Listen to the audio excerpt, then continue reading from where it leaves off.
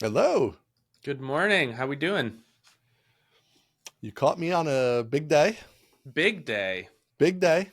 Tell me. For those in the Northeast already know what this day is. This is the first shorts day. First Oh shorts day of the year. wow. First Big shorts day. day. Happy first shorts day. Thank you. Thank you. It's not going to stick. It never sticks. It's going to get cold, but it's the first one. It's going to be 80. I'm like, all right, we'll do the shorts. Today's shorts day. Wow. Yep. Now, you're not wearing flip-flops, are you? I'm not generally a flip flop guy. Okay. I like my Stan Smiths generally or something Okay. along those lines. I do own some flip flops for occasional use, but Hmm. I'm not really. I like a nice sock. I think you gotta keep things wrapped, all that stuff. You can't be showing the toes. That's You my know, you just can't be showing the man's toes. We've talked about this. It's yeah, grotesque. it's grotesque. It's no good. And just in general, I feel like I want like I don't know, my feet need protection. Like my toes just out there. I'm gonna stub them. I'm gonna hurt them. I'm gonna step on Exactly. them. I like to have them wrapped up and safe. So that's what I do. Honestly, I go back and forth on a man's knees, whether the knees should ever be exposed. Frankly, Oh like, man. yeah, this was a hot topic on Twitter the other day. Do you follow Oh the workwear guy, the men's fashion nah. guy? Mm-mm. So there are two posters on Twitter that are just god tier. They're on another level. One is the fashion guy who just Okay. eviscerates everyone, just tears apart their fashion. What a Um, great Twitter account. Oh, he's great, and Just he knows infinite content. he knows what he is talking about, and it's so good. And the Yep. other is art but sports, where they take famous Mhm. sports photos and match them up with existing artwork. Um, Hmm. so those are the two great Twitter accounts, and if you know what those two are, you need to log off because that's very deep into the You're lore. way Yeah, down there. Yeah, I but don't. So the other that's day, good. he tweeted about shorts, and he Mm. was describing what makes good men's shorts. And Pinboard, who is a bookmarking service, tweeted back and said something about men should never wear shorts unless they're like within 100 meters of a body of water. And Right. I was like, I'm on the fence about that. I do in fact wear shorts, Okay. but yeah, I don't know. Wearing shorts like to a professional, like to the office, in the summer, I'm not doing that. Anytime I'm going into like a workplace, I'm not wearing shorts. So yeah, I don't. Well, would I ever wear shorts? I mean, it's hard to say. It's been a long time. I think I probably did when I worked at this internet company a million years ago. But I probably did wear shorts. But to like an office, I definitely wouldn't wear shorts. I don't know. Can you go? So I guess one of the I agree. Men's knees are grotesque. Like I think we're in agreement there. But now, do you counter like a lot of the Laravel crew? When I've been with them in places that are warm, they counter this by they are kind of on the short front, so they're going extra thigh. Now, I've not generally been an extra To thigh distract man. from the knee, they show the Yeah. extra thigh. Yeah. Yes, As if it was the knee specifically that was the problem. right. I'm not a shorts guy. I'll be honest. Okay, I've been blessed with tremendously large thighs. okay, So I'm not really wanting to put that on display as much. I will say, okay. however, that the short must stop before the top of the knee. So I'm definitely Yeah, not a long shorts guy either. yeah. That's yeah. I'm I'd an say appropriate shorts guy, is what I would say. yeah. I think I generally fall into that same category. Maybe basketball shorts sometimes might go kind of Athletic shorts are a little to the different. I agree. knee. Yeah, like but kind of like a nice regular short. Yeah, I'm above the knee, but not like short shorts. Like I'm still at like No. and I'm tall, so it's like I'm still at like a 10-inch short, and that's like See, I'm a nine not inch. I'm a not to my nine inch, knee. but I'm Yeah, I'm a few inches shorter than you, so that makes right. sense. With the Yeah, Laravel crew, they're in there with the sixes and the they're sevens. six Like inch they're inseams, and I'm yeah, like, right. man, can't handle Yeah. that. Yeah, Yeah, I don't know. They try to convince me. I might have to try it someday, but I don't know. I feel like it limits your range of motion just in general. I just feel like I'm yeah. constrained. I like a little looser. Kind of along these lines also. I wish I I have no had idea where this is going. This is just a thing where I wish I had met you sooner. So on the first Yeah, short day of the year, yeah. right? I'm all excited. I got my go-to shorts, right? Like these Mm. are just like in the pocket. They're just like I love these shorts. I have a couple pairs. Love But they're that. these LL Bean shorts, Okay. and they don't make them anymore. And so like I had one pair ripped last year. I mean, they're like 10 years old now, and it's just like I got nothing. Like if I lose that, I think I have 2 left. If I had just bought 10, I'd be set for life, right? Like I just have them stacked up there. They don't go bad, but no, I only have a couple, and I'm very scared for what happens because these are like the perfect comfort. The waistband's perfect, the length is perfect. They got everything. It's just nice for just like, they're not like fancy. They're just, you're just bumming around. You're like going out around town. You're going to Lowe's or whatever. Great, it's fine. But I don't know. I'm in a hard way potentially. That's why you always buy a million of the thing that you like. You find one thing and you just buy it forever. So that's the first takeaway. Second takeaway is you might be into custom shorts territory. You might have to go get shorts made. Yeah. Whoa. Yeah. Whoa. Never done it. I've never done it. Okay. I've never done it, but it's out there. But I have a friend who's done it. I will not say names because, to be custom shorts guy, that's a guy. That's a guy. I don't know if he wants to be that guy. And I don't want to put that guy upon him, Yeah. So you can't take it back. No, I was hanging out and I was like, hey, where are we getting shorts these days? And he looked a little sheepish, which is why I'm not going to guy him right now. He looked a little sheepish and he said, well, these I got these made. These are custom made shorts, and I was like, my, wow, must be nice. Yeah, I have a lot of questions too. It's unfortunate he's not on here because I know I never even thought about custom shorts. Like obviously custom pants are a thing, a tailored shirt, a suit, of course, like all these things. That's custom. I get it.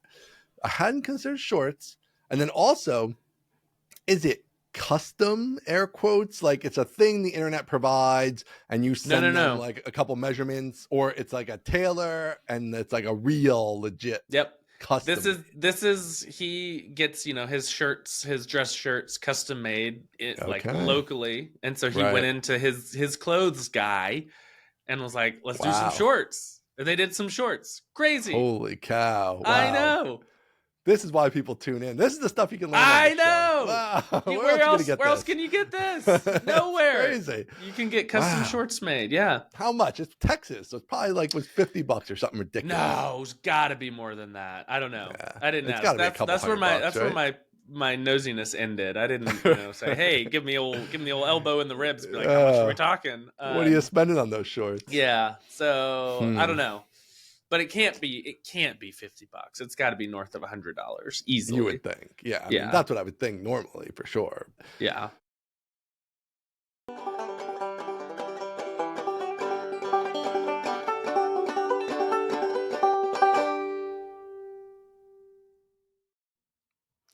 This episode is brought to you by Buttondown. That's buttondown.email. Email software for nerds like you. Whether you're starting a SaaS, growing your agency, or maybe building out a screencasting empire, you should be collecting email addresses of friends, internet randos, potential users, and anyone who you think might be interested in what you can tell them down the line. There are hundreds of email marketing software services out there that all pretty much offer the same thing. Collect and clean addresses, send out broadcasts or drip campaigns, get analytics so you can see what's resonating and what's not. Buttondown makes it really easy for you to integrate instead of having to spend all day figuring out captchas and iframes. You can hook up your site or app to Buttondown with just a form endpoint or simple REST call. Write emails in Markdown instead of futzing around in bloated 2008 era WYSIWYG editors, and then get on with your actual work you're supposed to do. New customers can save 50% off their first year with Buttondown using the coupon code DIETCOKE, all one word. And if you email support, we'll give white glove migration to your existing subscribers and archives for free. Thank you so much to Buttondown. That's an incredible offer. Make sure you check them out to get 50% off your first year using the coupon code DIETCOKE, and also make sure to take advantage of that white glove migration service. Thanks again to Buttondown for sponsoring Mostly Technical.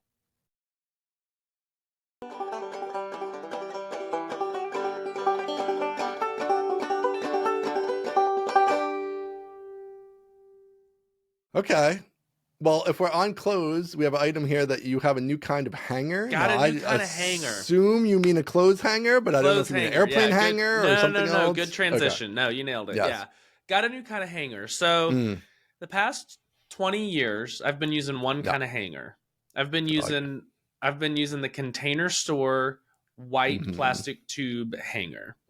Okay. So every hanger that comes in the closet has to be one of those Container Store. If a dry clean, if a set of dry cleaning comes in, we don't at least on my side, we don't keep those hangers. Right. Okay. So the little wire hangers that are annoying and get tangled up, those have got to go. Those go. Everything is white Container Store tube hanger. They've been making it for 20 years. I've been buying it for 20 years. Okay. Okay. You know, I realized it left a little bit to be desired. So this, this past weekend, I was doing a little bit of a clean out of the closet.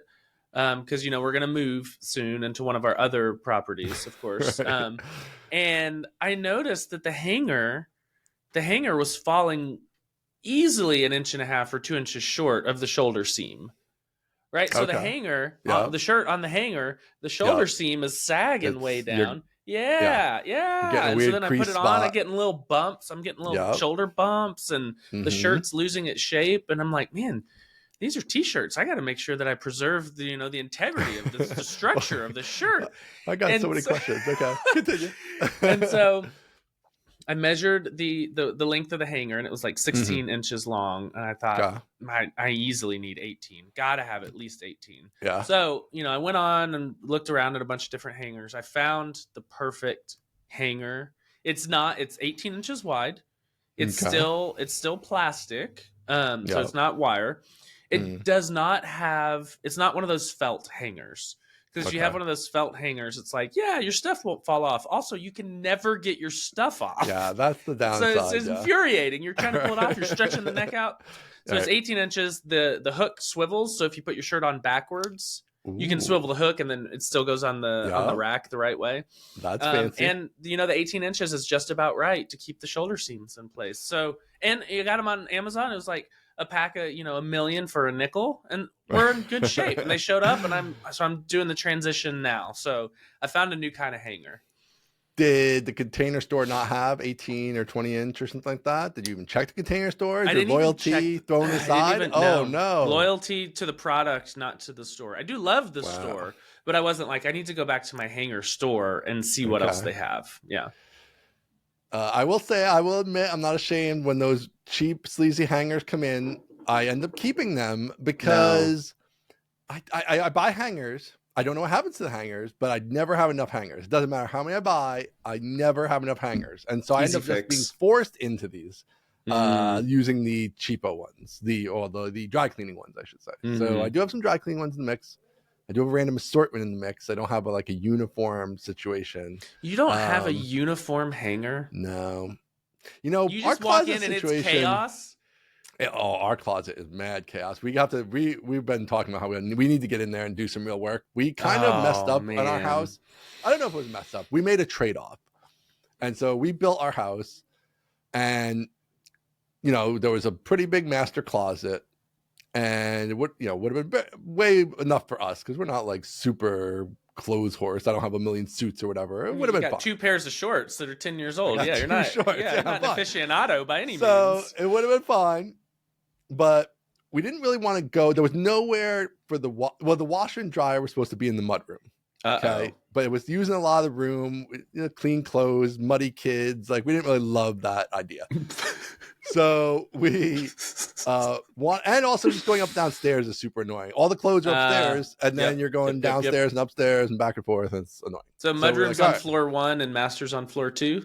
Right, yeah. Okay, and good. We actually have a finished basement that's like integrated with the house, so there's like not much unfinished basement. There's like it's like 3 floors basically. Cool. So we did this trade-off where there was supposed to be this little linen closet kind of on the opposite side of the master bedroom's closet because it's like a U-shaped hall. And we're like, all right, we're going to blow that out and turn it into a laundry room. And so it's not gigantic, but it's enough to fit the 2 washer and dryer. And there's like, 2 feet in front of them, and that's it. All right. So we took from the master closet to make this laundry room. You never take from the master closet. No. Now our master closet's not really big enough. So it's chaos in there.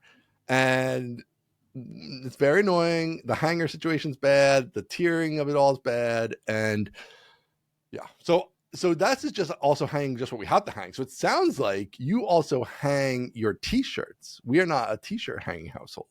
Oh, I absolutely hang my t-shirts. There are two tiers of t-shirts though. Okay. There's the fashion tee, and then there's the work tee, right? Okay. Or the graphic tee. So if I have, some shirts from you go on a trip to Boston and you buy like a Boston established in, 1200 AD or whatever, who knows? They're so proud of that. You buy a Boston shirt, it's got a big graphic on it, you fold it up, you put it in the drawer. Right, okay. You need to do some Saturday work. You check the drawer where you got the graphic tees. You're like, I'll wear my Boston tee. It's so old. Okay. And then the other tees, your black tees, those hang in the closet for sure. Interesting. Interesting. I'm not a t-shirt hanger. Now, do you dry clean those? No. Okay. So regular laundry. No, we don't even hang dry them. There are 3 black shirts that we do have to hang dry. The rest of the black shirts we just wash and dry normal. Okay. And then but you do hang them up for storage. Hang them up, yes, for storage. Yeah. Absolutely. On the new hangers. Yeah. What's your thoughts on the hangers that are cut so that you could put pants, you could slide the pant in and out? Not interested in that. I'm not gonna lie. Yeah. Do you ever hang the pants through? Do hang the pants through. Yep. And that was another strike against the Container Store hanger. It is tubular. Not in an awesome way, but in a shape way. It's like a circle all the way around. Yeah. It's a tube. And therefore you put your pants on it and the tube starts to sag a little bit. Because I don't know if it's made for pants. Strong enough. Okay. So the new hanger is more like an I-beam. It's more, it's vertical. So you can put pants on it and it won't sag. So yeah, It's a little bit stronger too. I know material sciences. It's progressed in the past 20 years since I've been buying hangers. So have you fully swapped out? I have swapped out about half the stuff right now. But you bought enough to fully swap. I think I need to buy one more set, frankly. But you are going to fully swap. I got a lot of hangers. I'm going to fully swap. Oh, there's You're not going we're not running a halfsies. No way. I see. Okay. That would And what about the everything would unravel? Everything would unravel if I started running a half world yeah. No way. So, but are you doing your wife's half too, or this is just you? No, You're on your own. No. She does what she wants. No, we don't venture onto that side. No. Okay. Does she have her own closet? No, she doesn't. We share. Yeah. We share in the rent house. We share, and in the new house, we'll share. In our old house, I had basically the hall closet. Because it was a tiny little house. I had the hall closet and she had the quote unquote master. So we had separate ones, but not out of luxury, out of Aaron's stuff is down the hall. Right. You're in the linen closet. Yeah, exactly. Yeah. All right. Well, that's I feel like that all makes sense. I can see where you're coming from. I don't know if I can bring myself to do it, but I would like to do it potentially. I have been making more time for some stuff around the house. So maybe I'll take that on at some point. First thing I get in there and just I gotta hack away. You gotta purge. I gotta purge. Are you a bad I'm a bad I just buy shirts and then I never I have the 5 or 10 shirts I always wear, but I'm always I'll buy this shirt and I'll wear that. That'll be cool. But then when you go right to it and you're oh no, I look like an idiot in this. Right? Yeah. Even if I don't look like an idiot, it's I'm just gonna wear these 10 shirts that I like. This is what I'm comfortable in. I just throw it on. I got my t-shirts that I'm comfortable in. Occasionally I have a regular shirt or polo shirt. It's kind of it.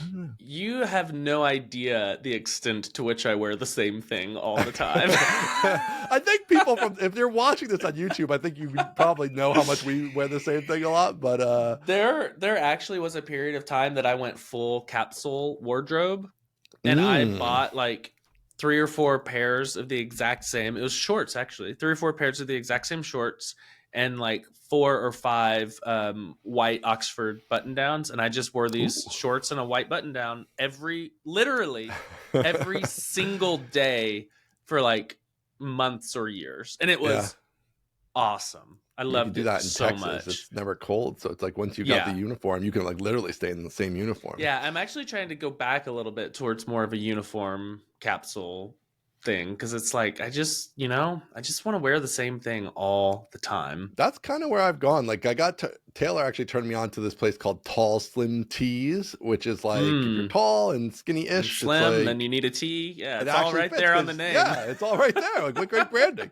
So that's where I like these are just like tall slim tees. I'm just like, they're so comfortable and perfect and they fit great. Tall And it's slim like, I just tees. wear these all the time now. And I've abandoned almost everything else. So meanwhile, I have like 2 drawers, like packed with like the graphics tees and random tees. And I need to donate all that stuff. That's like all part. I got to get a spring cleaning done in here and like with the closet and the dresser and just like buy a few more of these, get rid of everything else. No thinking, nice and simple. Tall slim tees. I'm on the hunt for a new perfect t-shirt. They're very good. You should try them. Okay. They're very, very good because they just have that little bit of extra length, so they're not like right at your waist. Like when you just buy a regular t-shirt that's large or extra large or whatever, it's like, man, you end up buying double extra. Like I mean, in my high school years, you reach overhead and you have a belly exposure. Yeah, exactly. There's nothing worse. Nothing worse than a belly exposure. Can you imagine? We have the technology now. We don't have to live like that anymore. Like we can just go out and get the right size stuff. It's glorious. So it's mortifying. So the length on the arm is good. It's like enough, but not like all the way to my elbow. It's very nice. So okay, definitely recommend those. I'm on the hunt. I'm looking for a good heavyweight black t-shirt. Yeah, these are. Yeah, I would say they're medium weight. I don't think they're really heavy, but like, yeah. I don't want one of those thin jersey or like American Apparel. Right. It just shows too much form, and I'm not quite at that spot yet. This balances that nicely in terms of the I don't know about the actual thinness, but in terms of how it hangs, I feel like it walks a nice line there of like it's not super tight, but it's not just ultra baggy where it's obviously way too big for you that you're just getting the length and now you're like twice as wide now as you're are supposed to be. Yeah. So well, we're gonna have him on the show at some point, right? Yes, he's supposed to be on here. We can talk to him about t-shirts. We'll spend the whole time talking about tall slim tees instead of Laravel or anything like that. That's what people want to hear. They know about Laravel. That would really make the people mad. No, they know about Laravel. They don't know about where Taylor buys his clothes. That's the stuff we got to get into. Surprisingly, last thing about where Taylor buys his clothes. Somebody on Twitter the other day was like, "Hey, this may be too personal, but where do y'all get your underwear?" Asking you and me. This was like weeks ago, and Taylor chimed in and said MeUndies, and I got my first MeUndies shipment, and oh wow, they're great. Are they good? They're great. Yeah, don't want to go into too much detail because it's unmentionable. Well, I mean, you got to give us something. Like, are you? I assume you're like a boxer brief type guy. Are you a regular boxers guy? No, that was right. Nailed it the first time. I don't know what about me screams boxer brief, but you got it. Yeah, you nailed it. Well, I figured that's MeUndies kind of gives it away a little bit. Yeah. I mean, maybe they have regular boxers. Conservative, but a little bit fun. Yeah, that makes sense. Crazy. Yeah, that checks out. That's me for sure. Underneath there, he's wild man. Yeah. Although I did go all black. I'm not doing a silly like hamburger pattern. Like what? I don't want my underwear to be silly. I want it to be black. So I am due for an underwear upgrade, but every time that always kicks me off onto like a whole adventure of like nothing fits comfortable and like everything's terrible. Yeah, so I don't know. I just have like my Hanes boxers. They're fine. Yeah. They are annoying because they're all like blue checkered pattern. Like there's no, it's just like all this like semi weird patterns, but whatever. Nobody cares. Yeah. Oh man, that kicked me off into something else that I wanted to talk about. What was it? Something we were tweeting about. No, we were just talking about Taylor Atwell's underwear. That's the last thing. Did that spark anything? I can't remember. It'll come back to me. Pity. All right, what else is going on? DHH listen to you? DHH listen to me. Did he actually listen to you, or you just taking credit for something you said? Okay. Yeah, definitely. I think we probably independently derived the same solution, which was, why are you as a mega millionaire futzing around with Linux and displays? You should pay someone. And he tweeted, "I'll pay someone $1,000 to fix this." And I was like, fan of the pod. So probably not, but he did listen. I wonder if it got fixed. I don't know if he followed up with if that fixed it for him. No, it just Kinda we doubt don't he's need to gonna do be it able to make it again. It's work. just a waste of time. Just a Yeah. huge waste of time. He'll So, be back. that's It's all. going to be hysterical when he's back. It is. It Um, is. What else? We got some follow-up. We should just touch on this super quick. From a friend of the show, Sam Selikoff, about our location sharing, and that he shares his location with just anyone who wants it. Like Yep. basically random people. He's like got 20, 30, 50 people who just follow him around everywhere he goes. His point was he lives in New York City, and that in New York City it's great because people could just track you down and find you easily, I guess. I don't know. But they just show up wherever you are. You're out on a date, somebody random, just like, hey, what are you doing? Like, he's single. I don't know. I guess, but yeah. So I did hear from several other people who are on board with the location tracking of spouses and other people. I think we call it sharing. Location sharing seems a little Location less stalking? toothy. No, sharing seems nice. Yeah. Yeah, I think most people were on my side, or most people that chimed up were on my side. Something wrong with all you guys. I don't think there was anybody over 45. I would like to hear, if you're over 45, I want to hear from you. Are you into the location tracking? Stalking, I don't know a single person things. over 45. not even one. Oh, I'm the only one. Oh, You're the only one, literally. Oh, man. Yeah. Old man Ian here. All right. What about, this will be a hot one, AI therapy. This was the hotness on Twitter this week. Felt like this ties in kind of with the tech side of things a little bit. Do you want me to start, or you got to take? I want you to start. No, I want you to start. This is my take. This was my topic. You put it on here. I want to hear where you're going. I'll own it. So everybody was freaking out over the AI therapy because Levels has this AI therapy app. And the thing that was bizarre to me is like there's like thousands of posts, right? And everybody's like, oh, you can't use AI for therapy. Okay, fine. And we can talk about that in a second. But literally not a single person was like, hey, maybe like putting my deep personal secrets through this app that this one guy just like randomly runs, and on his like sleeve lives by the idea that like he doesn't care about security, he doesn't care about like any sort of like reliability, like he doesn't care. That's not what he's in it for. That's not what he's interested in, which is fine. Like if you're doing like an AI photo thing, if you're running a remote work site, great, who cares? Like doesn't matter. If you're running an AI therapy site, I feel like there's probably laws you're literally breaking. There's probably regulations you're breaking. There's probably a lot of stuff in there that's important to people, or should be.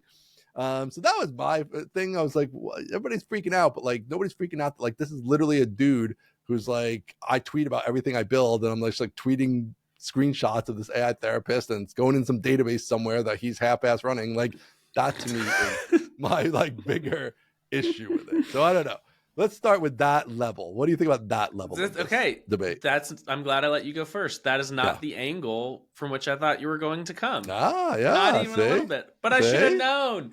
I should have known that's your angle, because you had some vague concern about us sharing location. You kept saying Big Brother, and I was like, "What's Big Brother?" You're like, "I wish I'd thought about it more. I don't know." And then, Big Brother, lest we forget, let's go old school with Texts HQ, the little app that I was trying to get you to talk about, and you were like, "No, we're just gonna trust my privacy to some guy running some app," and so we're running. It's the same thing again. It is the same thing. It is the same thing. Yeah, I don't know. That seems like I was fully prepared to talk about a different angle. So let's see, security. Yeah. I probably wouldn't do it. I don't think it's a great idea to give Levels all of my secrets. And I'm sure it's like, one, he doesn't have time to be reading people's secrets. Two, sure. I don't know that he's actually storing them or if he's just forwarding them on. I don't know. But still, I don't feel super comfortable telling Levels what all my problems are. I will agree with you.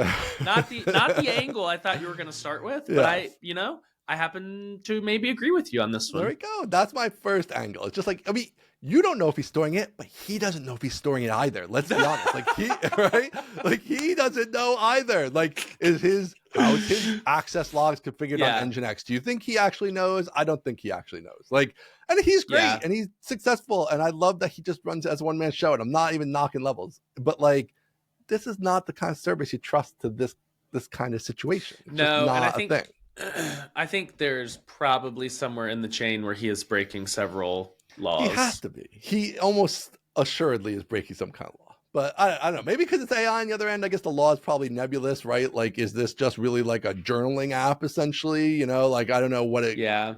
You know, I don't know. I guess it might even depend how it's presented and things like that. But okay. So then the other more obvious take... Yeah. Hit me with the other take. I'm ready. Is this a good idea in general? Let's say if it is run by like an organization with actual therapists running it and serious technologists and security and all that stuff. I think it is a reasonable idea. Now I know Wow. that yes, and some people are going to be frumpy with me, I think. But Ian the No Man is coming down with a reasonable ruling. Well, I just think that there's a couple things here. One is, if you know, I don't know if everybody out there's been in therapy. I've definitely done some therapy. A lot of the therapy is kind of like you talking to yourself and then also getting like feedback from the therapist, but they are trained to give you certain types of feedback, certain techniques, different things like that. Like these are things that are known. Like they're not inventing these things. So Okay. So I think it's not unreasonable that AI could give you some type of reasonable feedback for common scenarios, which is a lot of people have, like the main things are like anxiety, depression, and so on. Like these are not like unique to most people. They're like kind of on standard, sort of issues. And so what you're saying is there's nothing new under the sun.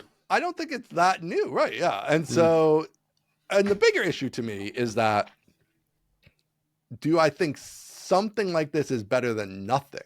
Which I think is the actual question. Because yes, like if you work in tech and you have health insurance, so on and so forth, great. Like you can just go get a therapist and it's going to cost you $40 a visit and you have $40 and it's fine. And that is, I definitely think a human is generally preferred. Although again, if you actually try to get a therapist, it's actually super hard and annoying and like they're not available and you get one, they don't match up with you and blah, blah, blah. So it's not even as easy as it sounds, but whatever, you can afford to do it and you can do it. But if you're like in, I don't know, like what if you're in the jungles of Thailand or you're in sub-Saharan Africa or you're just poor in New York City or whatever. Like there are people who can't afford $175 an hour therapist that often or ever. So do I think something's better than nothing? Like probably. So that's my take. Wow, that is not where I expected you to come down. Wow, look at this guy. All these episodes later, you can still surprise me. That's still don't amazing. Know me. Yeah. We've been married for 8 months and you don't even know me yet. That's crazy. Okay, not what I expected. I expected you to be extremely anti. Ooh, I really did. Interesting. Yeah. Interesting. Or where do you come down? I come down more anti than you do, I think. Okay. Interesting. So I'm not vehemently opposed like many people on Twitter are. I don't think it's a great idea. I think the thing that moves me the most about what you said is it's better than nothing. Right. Which I think is probably true. I think, if this therapist AI thing if it works, it's better than nothing. If it's harmful, it's worse than nothing. So that's kind of the problem there. This is where I don't think you should go to Levels Therapy AI because I think he's not trained to guide the AI properly, right? Whereas like if you have it built by actual therapists, like yes, obviously I can make the AI say all kinds of crazy shit, right? Like it shouldn't be telling me crazy shit when I'm in an emotional moment. So you don't want it to do that. So you absolutely need to have it be constructed properly. Yeah, and as a connoisseur of therapy myself, with a real human, talk to a person. I've only been with a human. I can't imagine trying to have the same conversations or getting the same outcome from an AI. I really can't I just can't fathom that. One, like the delivery medium of text. I saw he's just recently switched it to like avatar video, Human which head or yeah, it whatever. looks even weirder. I think I'd That prefer text. delivery mechanism doesn't work for me. Yeah. Like reading something and being like, wow, that was really empowering. I'm like, nah, it's probably not gonna happen. And Yeah. two, I just feel I don't know. I feel like the the reason that counseling or therapy has been so helpful for me is I feel like partially due to the skill of my counselor, not Mm-hmm. the fact that I'm just talking, right? Yeah.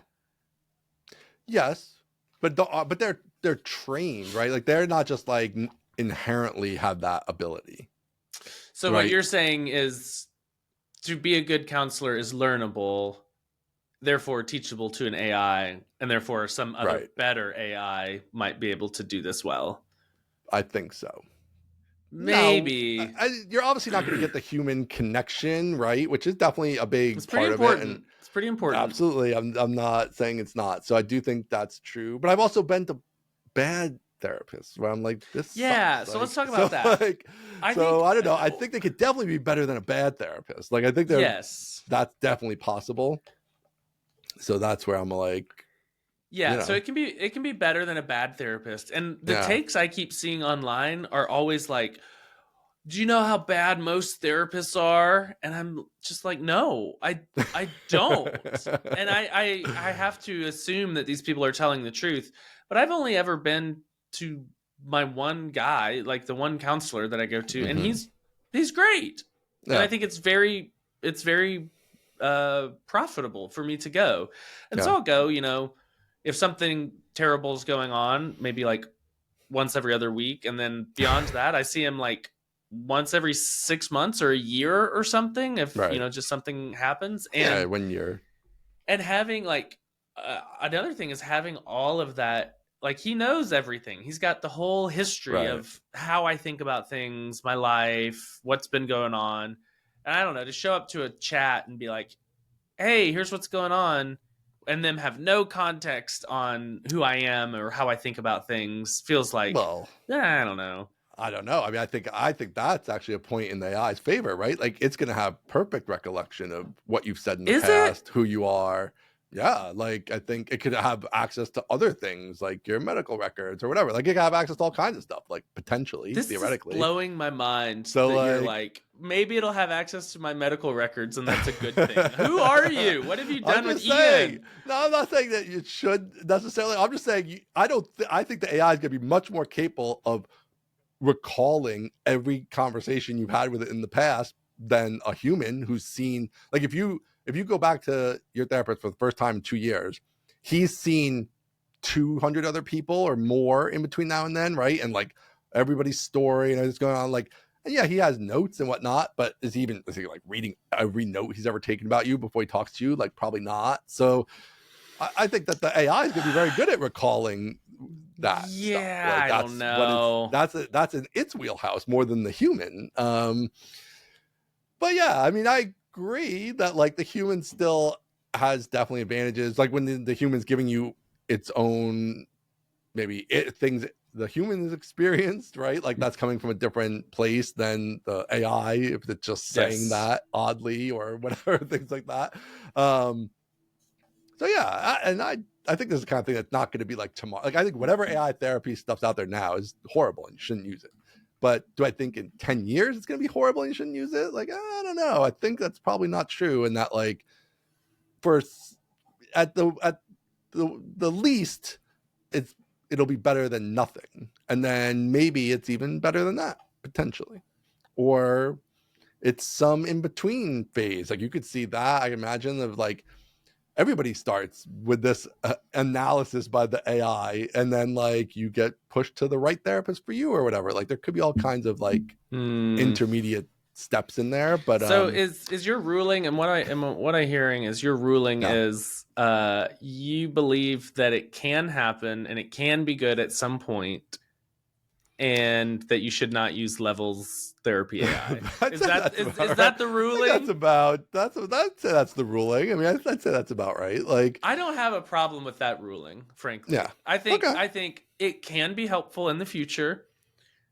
It could be done really well, and you shouldn't use Levels Therapy AI. I think, yeah, I can see, I can, yeah, all I of mean, I those just think points I'm on board with. there's also like there's the different scenarios of like I've had times where like, so I mean, I'm not even in like a regular therapist. Like you have a situation with a guy, like a long time ago, I had a fairly regular therapist. I didn't have one for a long time. Then more recently I've had one again. And so like, I can imagine, for example, like you're in a crisis situation of whatever sort that crisis is. And like to get in with a therapist in a crisis situation, it means you're waiting a week, 2 weeks. Like it's not Yeah. like they're just like sitting there waiting for new patients, right? Like they're all Yeah. like busy. And so again, that's like a scenario where like a really good and well done virtual AI setup might be useful, whether it's even to like obviously has to know enough to be like, hey, you should go to like a therapy center, like a psychiatric center, if it's like you're really Right. very bad off, right? Or okay, we can work through this or whatever. These are very big things. So I'm not like, it's going to be a while till I think it's ready to do that. But at the same time, do I think it's better than you're just sitting there for 2 weeks freaking out without any assistance? Like I think it's probably better than that. So I don't know. Yeah. I know it's hard. It's fine. It's better than that, and like anything can happen. Yeah, 10 years from now, it's gonna be great. Yeah, it'll be awesome. But the question is, but it could be. It could be. The question is it good today? And I don't think Yeah. I don't think it's good. Knowing what I know about going to actual counseling and chatting with ChatGPT, Yeah. I don't think it's probably good enough today. No, I haven't used his thing. But I can't imagine it's great. If he had branded it life coach, I'm like, great, that's awesome. Right. Yeah. Yeah. Going full therapist AI is a little bit, it's implying a lot. That's not, it is. Yeah. not there. And definitely in the sense of like when you use AI, right, as those of us probably listening to this, like if you use ChatGPT a lot or various AI tools, like you can guide them very heavily, which I think is one of like the negatives, right? Like you want it to be able to guide you and to not be able to be pulled off track necessarily by what you want it to tell you or by what, anything like that. Which I think right now it's not really that good at. Like, I feel like whenever I ask it anything, it kind of wants to say yes. It's like a good dog. Yes. Like, it's like, it wants to be happy. It wants to get your approval. It wants to say it can do it. And then you challenge it and you say, that's not true. And they're like, oh, you're right. That isn't true. Yeah, exactly. Congratulations on being so smart, sir. Yeah, like, exactly. Come on, man. That part's not great, especially in a therapy environment. You want somebody who can tell you, yeah, you're doing that wrong, and here's what you should be doing, or whatever. Like, in the right moments to be able to have that knowledge to do that. So, yeah. So that's where I agree. Like, right now, especially this particular tool, but any tool probably right now is not likely ready for that level of responsibility. But I could also see that improving, because like that's a big problem with AI stuff right now in general. Even for my own use cases with HelpSpot and things we're building there, it's like that it always wants to be so helpful, and it won't just say it doesn't know without you really jumping through a lot of hoops to make sure it'll say it doesn't know. Is like a huge downside and a big problem with building actually useful tools where you just don't want it to say something wrong. Like saying something wrong is way worse than saying nothing. And I want it to say nothing, not something incorrectly. So, but I think that's I would assume a problem that they are attempting to fix, the big brains out there in AI land. But anyway, that's my hot take. Man, surprising. Hot one. Love it. That's a good one. That's a good one. What else is going on? What else you got? What's up with your stuff? How about an update? What's up with the ecosystem? A little bit of update. Published a new video. Yes. Published a new video about Laravel Octane, and this is the beginning of a 20, 30, 40 part series about the Laravel ecosystem. Just a little something. Just how however many packages and offerings they have. Yep. It's doing great. I'm surprised. So this is the first one that Steve and I worked together on for my personal channel, which is, you know, a company channel, but it's just easier to say my personal channel. So first one we worked together. So it's got some graphics, some music, a little intro, that kind of stuff. Looks great. He's way more talented than I am and turned out amazing. Yeah. So, you know, I'm happy. I'm happy with the video. I think it looks good. And we publish it. And I'm telling Steve, like, hey, this is going to be a good video for us to have long term. I don't think this isn't going to like drive a lot of clicks, and it's not going to be a big one. It's the number one video I've published out of the past 10. Yeah. Wow. It's got 15,000 views already. And it's like 2 days in. And I'm just like, normally I fret over like, what's the angle? What's the packaging? How am I going to get people to like click on this? And this one is just, what is Laravel Octane? And that's it. I know that was not even like your normal thing. It's just like, what is Laravel Octane? Here it is. Yeah, there's no hype. There's no mystery. It's just, what is Laravel Octane? And the video delivers on teaching you what Laravel Octane is. And it's doing great. So good to be back, first of all. Good to be like back on the channel, back in the Laravel world, doing some fun stuff. Yeah. Very, very excited about the future of the channel with Steve. I think we can hit 100,000 subscribers pretty quickly and get that silver play button. I think we can. I think we can do it. What are you at now? Like 35? 30, 31, 32, something like that. So that'll be fun. And yeah, we've got a whole backlog of ideas for the personal channel. And then I'm still doing a lot of reading, studying for the SQLite course. And Steve's working on the landing page for that site. And then hopefully this week at some point we'll announce on Twitter, hey, this is the course we're doing, this is who we're doing it with, and here's the landing page where you can sign up for the wait list. So everything's moving along, man. It's going fast. Now, once you do that, like what you're trying to get it out in a couple months, I assume, or something like that? The idea would be June 5th. June 5th? Holy cow. I know. Okay. I know. But you got some work to do. Got some work to do, but this is my full-time job now. That's true. So, it makes it so much easier. Oh, excuse me. Than trying to do it, course nights and weekends, which is extremely hard. And like 20 videos ish, you said? Kind of like more than that, probably 30, 40, something like that. Okay. Hopefully a lot of the SQL content will translate from, the MySQL course. Yeah. But there's a lot about SQLite that is very, very different. And so there will be a lot of new stuff to teach, which will be fun. Yeah, I think getting people's head around, like, if you even can assume that they have some MySQL knowledge then it's like, well, this is how this is different. Like there is the mental model is a bit different than your standard client server setup. Totally. So, and the advantages and disadvantages and all that. June 5th. Wow. Tight, right? It's a little tight. It's a little tight. Plus you're going to do some other stuff. And I mean, if you do one of these Laravel videos every couple of weeks and so on and so forth. But yeah, on the flip side, if you can get it out, that's very nice too. Yep. Get it going.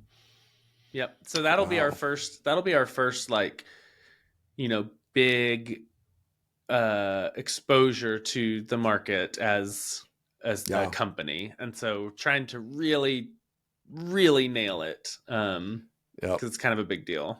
Yeah. I do like trying to get it out fast, even though it's going to be tight, because I do think there is like that SQLite is in the air a bit. And so you want to capitalize on that before whatever somebody comes out with some new thing, or it just passes by and then you're not right there. Exactly. So like, I think that's pretty good, but wow. Okay, man. Yeah. This is the max effort era. That's it is. Yeah, it is. This is the, we got to make money now era. So yeah, that's motivating. That's motivating. It is nice that when you definitely motivating. Yeah, it's a course, and if you sell it, you'll make more money directly. That's a linear relationship. So I like that. Oh my goodness. All right. I know. Wow. And then you were working on the on some more stuff too. So I guess that's you just got them queued up then. Yeah. So we've got the main thing that we're working on together right now is the SQLite course. He's working on the site. I'm working on some other stuff for the course, but like that's the main big thing that we're working on. Yeah. And then after that, we've got another course like that's going to be directly Queued behind up. it. Yeah. Yeah. Yeah. Now you're going to take like the structure, like are you kind of using the MySQL course as the like structure roughly, and then like applying this to different platforms basically? Yeah, I think so. I think with SQLite, I'm still looking for the correct angle for it. I think it's going to have to be more like production ready SQLite, because I think the big thing that people like the big hang up with people using SQLite is they think it's not ready, like it's a toy, right? Just for tests or whatever. Right, it's for tests, it's for embedded applications, it's not actually for web apps. And so I think the packaging I'm going to try to hit with that is like SQLite for production, probably. That's kind of what I'm angling, like circling around. But then I still think I do need to teach a lot of the like basic SQL stuff. I think what Steve and I have talked about is I think I have to assume that anyone watching this SQLite course hasn't worked with databases much before, definitely hasn't watched the MySQL course. Yeah, for sure. And so teaching a lot of like, here's good like indexing and here's good querying, all of that. But as it relates to SQLite, I still think a lot of that material is going to exist. So some of it will be configuring like SQLite for production, but then a lot of it is just going to be using it well. Yeah, well, okay, I can imagine like hopefully a lot of the buyers of this course would be like the JavaScript crowd, where like the Laravel crowd is going to probably have used a database in some capacity. But the JavaScript crowd probably is more likely to have not. And then since we have this world of like the Terso and D1 and the other SQLite sort of distributed production ready platforms, that like that's going to be appealing to that crowd, especially, I would think. So yeah, having it be more like, if you don't know SQL, that's fine, or you don't know much, and then obviously if you do, as long as it's structured where like, I can watch the SQLite parts that are new to me, but I don't necessarily need to like know how to do an insert because I got the how to do inserts and updates part and all that. So so right now I'm in extreme information gathering phase. So I've got my books and my blogs and my YouTube videos, my podcasts, all that stuff. I'm just absorbing it all. And then after that comes like the coalescing and like the outlining stage. So I'm not quite there yet, which is why I don't know exactly what the structure is going to be and what the angle is. But right now my only priority is read and take as many notes as I possibly can. And then after that, from that primordial soup comes a structure of a course.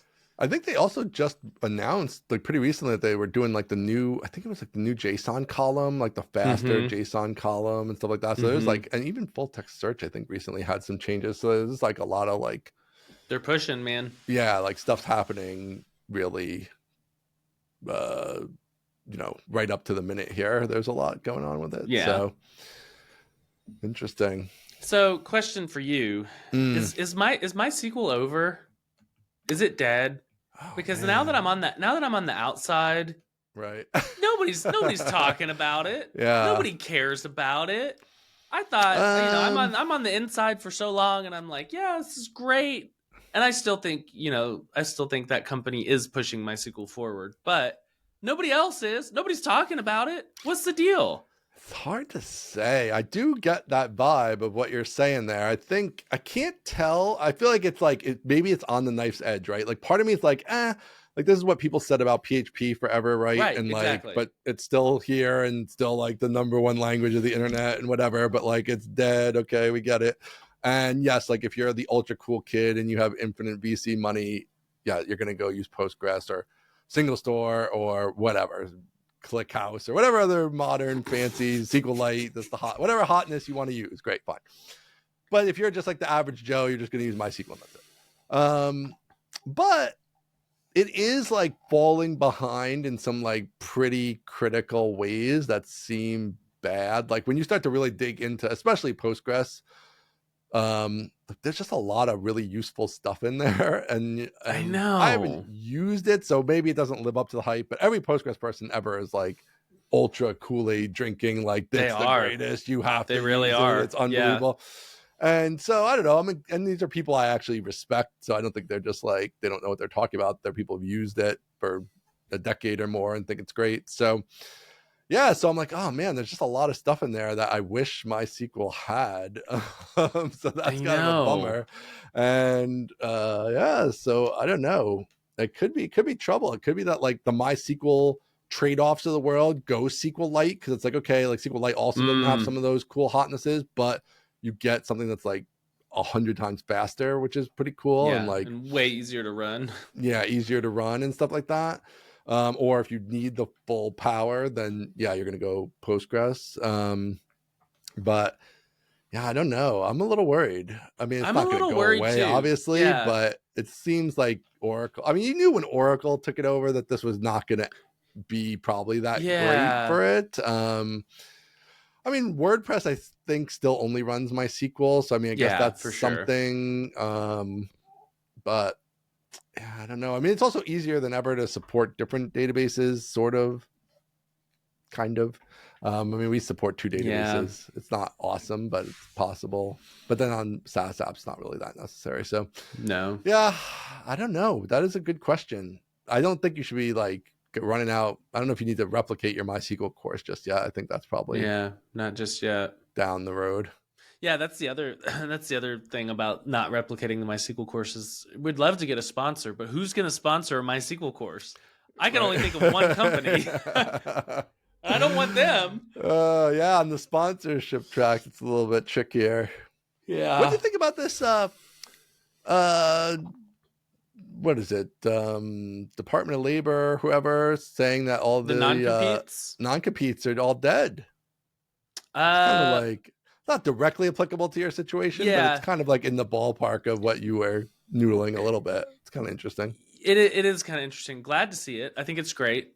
Yeah. I think non-competes dying are great. I think non-disparagements would be next. That would be awesome. Yeah, that's a weird that's still there. I feel like these are all the same vibe, right? Like why can I, once I leave this company, why can't I say what I want? Why can't I exactly do what I want? Like if I like, just seems like that would be logical. But I guess that's I don't know. I mean, they're really very similar. I don't know. That is weird. But yeah, I think it's gonna be interesting to see. It could cause some commotion. I feel like I think it could. I think it's gonna be awesome. I was at the doctor this morning, and she said, do you have a primary care? And I was like, well, I normally see, this lady across the hall. I was at the endocrinologist, and she was asking about primary care, and I said, I normally see this lady across the hall, but she just left. And she was like, my endo was like, yeah, this new ruling from the FTC is really interesting for us. I think a lot of doctors are going to leave. And I was like, that never crossed my mind. They had a non-compete. That's never crazy. Crossed my mind. She was like, yeah, a lot of doctors have left recently to do concierge medicine, and they had to like pay through the nose to get their non-compete to get out, to buy it out. And she's like, now that they're illegal, we might have a lot of doctors just starting their own practices. I was like, that is fascinating. Well, I can hook this into a story I have here, because I just recently, so I've been at one of these Borg doctor things, right? Where they just have everything. They bought up everybody in the region. There's no other doctors, and everybody works at this big Borg thing, right? Mm-hmm. And I don't love it. I mean, yes, it's very convenient. It's nice. You go downstairs and get blood work, and you can go over here and get scanned. Do love that. You go over here. Like, that part is nice. It's all in one system. Your records, like that. Undeniably, there are some good aspects. But like getting in to see your doctor is not one of the good aspects. Like it's very hard to get an appointment. Like you're not going to get a sick appointment. Like there's just like you want a physical, you have to literally book it a year out. Like there's no just like like it's crazy. Like they book physicals a year out, and often not even with your doctor. It's like with a whatever that half a doctor thing is. RN? I forget what that's called. No, it's like a PA. Yeah, like a PA, a physician assistant. Yeah. So you basically can never see your doctor. Like you just that the primary care doctor is just like a name on a sheet, but like you don't ever see that doctor. So, and this is annoying. I'm like, this is like, yes, all my records are in there kind of, but it's kind of like with what we're talking about with the therapist. Yeah, it's who's like, got access to my records? And also just not even that, but it's just like, they don't know me. Like they don't, yes, like you can see the tests I've taken, but they don't know like whatever I've said to them in the past because it's always a different person. So I had enough and I went to a concierge doctor thing and it was like, okay. And my insurance is like kind of, we have like the like lower tier one because the costs are insane. So it's like I pay like $90 a visit anyway. So I'm like, well, I'm just gonna pay $300, and that's annoying to pay that more. But now this is just like a doctor, like you get a whole hour with them instead of like 5 minutes, and she's great, and she's like, yeah, like I had this other thing going on. She's emailing with me. I was like, this is fantastic. Like, this is so much better. Like, I have a question and I can just email her instead of having to like try to make an appointment for 3 weeks from now when the person has 7 minutes for me. Like, no, I just like, and not even charged me for that. Wasn't even charged. Just like answer the question over email. Amazing. It was great. It was unbelievable. I was like, this is like some living in the future stuff here. So, yeah. So what's the deal? Awesome. No insurance accepted. Right. You no insurance. pay out of pocket. Yep. You go, presumably you're still going to their office. They're not coming to you. Okay. Yep. Yeah. This one, she doesn't come to me. You go and to you her can get office. Appointments pretty quickly. She has tons of appointments. Yeah. She has tons of appointments because it's just her and like her client. I mean, presumably, I think she's only been doing this a little while. So yeah, as it builds up, it'll probably get a little harder, but I don't think it's going to be like 3 weeks for an appointment. Yeah, concierge, it's white glove landsman. It's That's so amazing. Good. And I think for stuff like an annual physical, I could probably submit it to the insurance and get something back on it, like whatever they pay, like who's $100 got the time? or something. Yeah. Like we actually do often do it, but I actually didn't do it for this. I should try. But yeah, so I don't know. But anyway, good to hear that. Wow. Yes, let's get them out of the Borg. Let the Borg be for the specialists. I think the specialist makes a lot of sense in the Borg. I go to the Borg. The Borg is great. Yeah. For like specialists, the Borg is great. Yes. I've got my endo on one level. I've got my rheumatologist on another. The primary care is there, and the lab is there. Yeah, and if I need an MRI or an X-ray, I can go downstairs and get that. They got all the stuff, which is the same thing we've been doing. And it's fine when it's fine. It's just that sometimes it's not the greatest. So like, I kind of like that. So my current working plan Here we go. Like I have this primary outside and she's kind of like quarterback, right? If she says I need to go do something, I'm going to go to my local Borg because she's a little bit farther away and go to my local Borg and go in there and do whatever. Concierge. Yes. Okay. So the primary, concierge, quarterback. She's telling you to go somewhere, and then you're going to go to the Borg if you need something. Yes. So if I need to go do anything, I will go back to the Borg and do scans or tests or whatever. Fine. That's in the Borg. But just for like, hey, every year I get a physical. Hey, I got a question about some random thing. Like, I just go to her and I can get an answer instantly instead of like trying to get in with my physician, which is literally impossible, and then just see the physician's assistant who's never seen me before because there's like 1,000 of them. And yeah, like that seems great. Like that does seem great. It's good. So I like it. I think if you have something like wrong with you more seriously or whatever, then the full integration I think does probably have advantages. But knock on wood, right now I don't have anything like that. So it's like I can have a quarterback. I go to the Borg when I need it. But anyway, there's a whole side tangent about these things are existing and are cool. You might want to check them out. And it sounds like there might be more of an option because I don't know. Whenever you go to the doctors, they always seem quite stressed and like at least they're so stressed. Like they're so stressed. They don't like the have Borg. no time. No. Yeah, they're not happy in the Borg. I can't like they would like to they're sit getting with you. paid enough. Right. And even if you are, it's like, yeah, this person's trying to like tell me what's wrong with them in like 5 minutes, and I'm like telling them to hurry up because like there's people waiting. Because I'm already behind. Yeah. Yeah, even if they don't say it to you, you get the vibe of they're like, okay, like. Give me what you got. Let's go. And like so much, it was unbelievable how much nicer it was to like just sit down and have an actual conversation for 45 minutes with the doctor. It was crazy. It blew my mind. It was awesome. So, man, it was cool. Yeah. Well, there's your segment on non-competes. Hopefully we'll get more concierge doctors. Woo! All right, we got a couple other things on here. I just had this note because so I've been doing some like technical debt cleanup stuff on HelpSpot since after last week we talked about that we're not doing the full rebuild, and I came across some code that was like kind of crazy. It's like we had this code and then I thought Laravel did this, and it turns out Laravel still doesn't do it. So it's actually not even that crazy, the code, as crazy as I thought when I wrote this note, because This is juicy. for MySQL anyway, and I think all the database platforms, you can set the length of an index.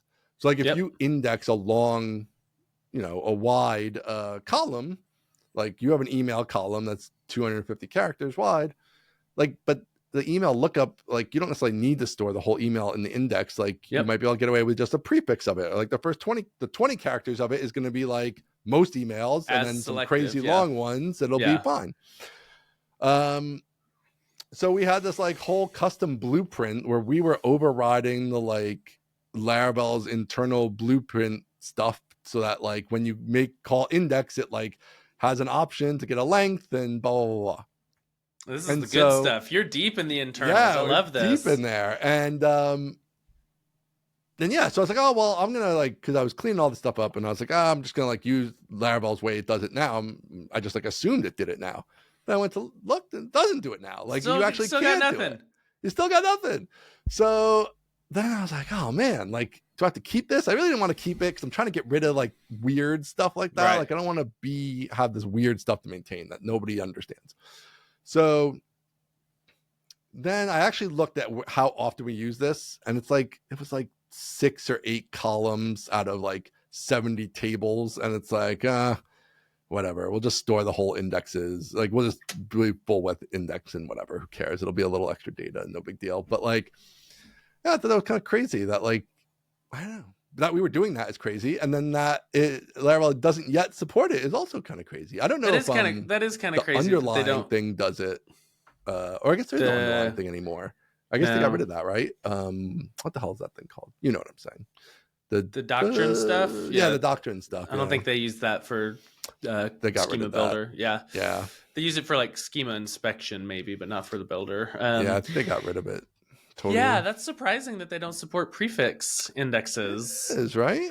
I guess it's not surprising in the sense that most people would never use it. Yeah, and so probably. Taking it on and maintaining it doesn't sound like that much fun if nobody's ever going to use it. But the fact that they don't have it at all is kind of surprising. It is kind of weird. It's a weird thing. If you're not like deep in databases, you I'm sure don't even know about it and never even thought about it. You're like, I just put an index on the thing I need to index, and it's like I don't know. It's probably more of an old school thing. I mean, this code was literally from like Laravel 5 or 4 days. This does sound like a proper DBA thing to do. Yeah, this was I think developer maybe got in there and was going deep on it. So like, because we had done that before, even from forever ago, 20 years ago, I had done that from like, because in SQL Server land where I grew up, this was a thing. Like you don't waste storage on indexes that you don't need by making them unnecessarily wide and blah, blah. But then I was researching it a little bit, and it sounds like sometimes that actually messes up the query planner, at least in MySQL, probably not in SQL Server, where it doesn't love the prefix index. And so then it gets confused and it might do a table scan anyway. So then I was like, whatever, let's just do the full index. Stupid query planner. Yeah, there are downsides. You can't use it for sorting, for example. That was one it's not a full length index, but yeah. Yeah, which is a big thing for us. Sometimes we have some big sorts. So now I'm kind of curious to see, maybe this is going to be like awesome and it'll be better in some ways. All the columns it was on was like email and a couple other things. So I do love that you've been carrying this around for 5-10 years. There's stuff deep in there. There's crazy stuff. There's like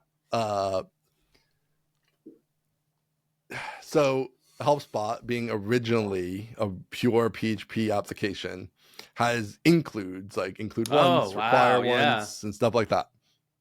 Header.php, footer.php. Yeah.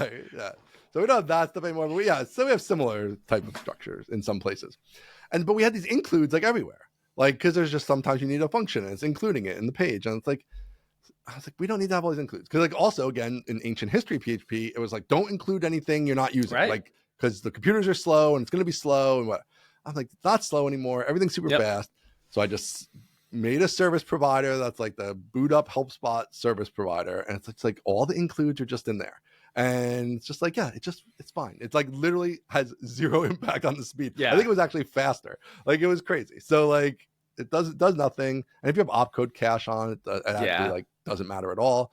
So it's like all these are in one place now. We don't have to worry about it. The function, their classes are all there and whatever. And then even now, if we then refactor some of it to be PSR4 or whatever, like everything's in one spot at least. It's not like just shit everywhere. So I've been doing a lot of stuff like that. Just tech debt. Sounds like it's spring cleaning through and through over at the Landsman household. I love it. Spring cleaning episode. Yep. All right, man. Anything else we need to cover? Let's finish with this. PHP NYC. It looked awesome. Are meetups back? I think they're back. Are they? I think they're back. I'm so mad I didn't. Why didn't you go? You're the big New York guy. You're like, oh, New York. If you can make it here, you can make it anywhere. And then you don't show up to PHP NYC. Dude, I feel terrible. I couldn't make it to the first one. I couldn't make it to this one. I need to get down there. It looks amazing. I love that this is back. Caleb Porzio drove down from BFE or Buffalo. He flew. Buffalo. Could have hung out with Caleb. Friend the of whole the pod, thing. Mary Perry was there. She was there. Joe Tenenbaum, John Rudolph Drexler. Everybody was there except Ian. Dude, it was killing me. Trust me. Like I think we've talked about this in the show. This is literally the busiest month of my life. There's a million things going on. I have 2 different kids still deciding which school they're going to go to next year. Yikes. Like, and every day we talk to them about it, and every day they're like, I don't know. So there's a lot going on, but I'm hoping that once we're through all this, that then I can go back and go to PHP meetups. But yeah. And now they're going to be a Philly meetup. Rivian. You got to hit the road, man. I know. I got a train. I don't even need the Rivian. I just train right down. Train. What even is a train? I wonder if there's a Dallas one. I can't run it. Don't put that on me. I was just gonna say you got to start it. No. Are you crazy? You're not doing anything. I'm doing everything. No, I don't have time. I don't have any time. You're the layoff man. You're just sitting around looking for stuff to do. Some of that is true. I am the layoff man. That is what they call me. But I'm not just sitting around looking for stuff to do. But I'm happy to see Dallas. I'm happy to see PHP NYC. Boss man Chris is picking up PHP Philly. It's like it's happening. Real world physical activity. Crazy. So if there's a PHP Dallas, I would consider going, but I'm not gonna be the host of PHP Dallas. Running these things is actually much more time consuming and annoying than you think it might be. It's like, it's just one night, but like just finding a place and they're gonna have food and drinks and whatever. You're gonna do something after. HDMI cables and all that stuff. It's like I'm not doing that. A lot of work. Somebody shows up and they're an idiot, and now that's your responsibility. Like, there's a lot of overhead to running these things. But it looks great. Like they're doing a great job with it. I'm super excited about it, that it's in the fold, and I definitely plan on hitting some of them up here, hopefully soon.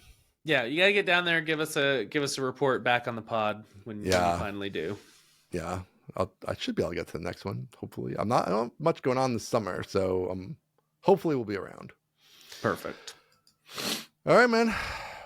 Well, thank you to Buttondown for sponsoring, and if you're looking to find us, mostlytechnical.com, on Twitter, mostlytechpod. And write into mostlytechnicalpodcast at Gmail if you have anything to say. Also comment YouTube video, all that stuff. And thanks for listening. We'll be back next week. Thanks all. See ya.